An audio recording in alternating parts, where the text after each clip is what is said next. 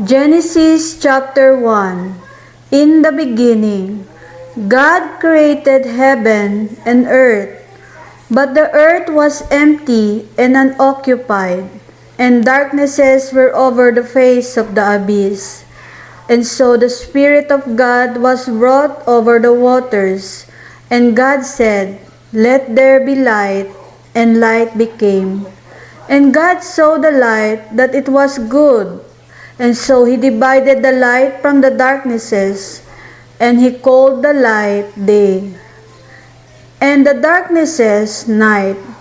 And it became evening and morning one day. God also said, "Let there be a firmament in the midst of the waters, and let it divide waters from waters." And God made a firmament, and he divided the waters that were under the firmament from those that were above the firmament, and so it became. And God called the firmament heaven. And it became evening and morning the second day. Truly God said, "Let the waters that are under heaven be gathered together into one place, and let the dry land appear." And so it became. And God called the dry land earth, and he called the gathering of the waters seas. And God saw that it was good, and he said, "Let the land spring forth green plants, both those producing seed and fruit-bearing trees, producing fruit according to their kind, whose seed is within itself over all the earth." And so it became. And the land brought forth green plants, both those producing seed according to their kind, and the trees producing fruit, with each having its own way of sowing, according to its species. And God saw that it was good, and it became evening and the morning, the third day.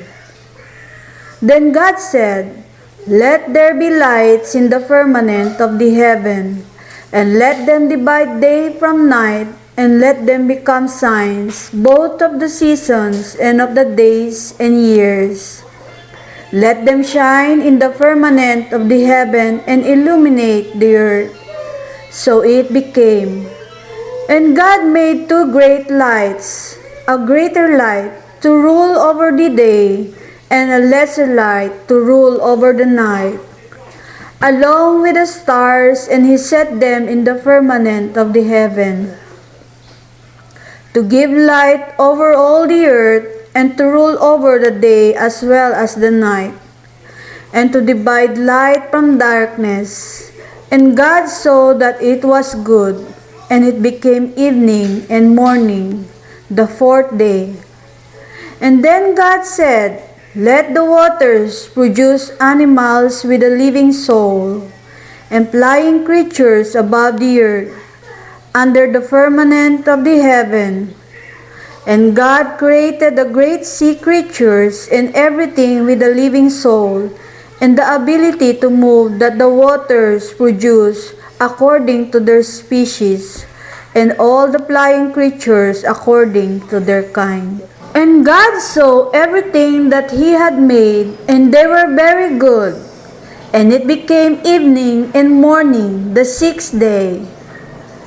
And so the heavens and the earth were completed with all their adornment, and on the seventh day God fulfilled his work which he had made. And on the seventh day he rested from all his work which he had accomplished, and he blessed the seventh day and sanctified it. For in it he had ceased from all his work, the work whereby God created whatever he should make. These are the generations of heaven and earth, when they were created in the day when the Lord God made heaven and earth, and every sapling of the field, before it would rise up in the land, and every wild plant before it would germinate. For the Lord God had not brought rain upon the earth, and there was no man to work the land. But a fountain ascended from the earth, irrigating the entire surface of the land. And then the Lord God formed man from the clay of the earth, and he breathed into his face the breath of life, and man became a living soul. Now the Lord God had planted a paradise of enjoyment from the beginning. In it he placed the man whom he had formed, and from the soil the Lord God produced every tree that was beautiful to behold and pleasant to eat. And even the tree of life was in the midst of paradise, and the tree of knowledge of good and evil, and a river went forth from the place of enjoyment, so as to irrigate paradise, which is divided from there into 4 heads. The name of one is the Pison. It is that which runs through all the land of Havilah, where gold is born, and the gold of that land is the finest. In that place is found bdellium and the onyx stone. And the name of the second river is the Gihon. It is that which runs through all the land of Ethiopia. Truly, the name of the third river is the Tigris. It advances opposite the Assyrians. But the fourth river, it is the Euphrates.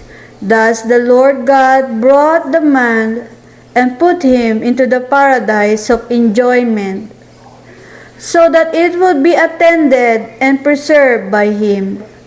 And he instructed him, saying, From every tree of paradise you shall eat, but from the tree of knowledge of good and evil you shall not eat.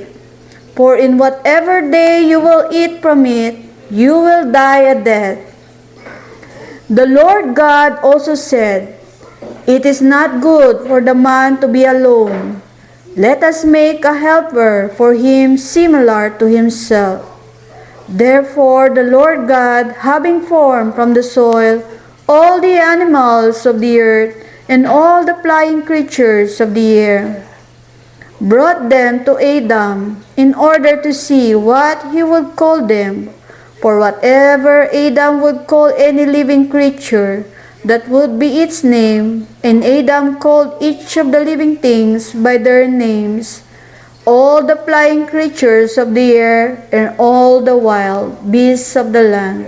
Yet truly, for Adam, there was not found a helper similar to himself. And so the Lord God sent a deep sleep upon Adam, and when he was fast asleep, he took one of his ribs, and he completed it with flesh for it. And the Lord God built up the rib which he took from Adam into a woman, and he led her to Adam. And Adam said, Now this is bone from my bones, and flesh from my flesh. This one shall be called woman, because she was taken from man. For this reason, a man shall leave behind his father and mother, and he shall cling to his wife, and the two shall be as one flesh. Now they were both naked, Adam, of course, and his wife, and they were not ashamed.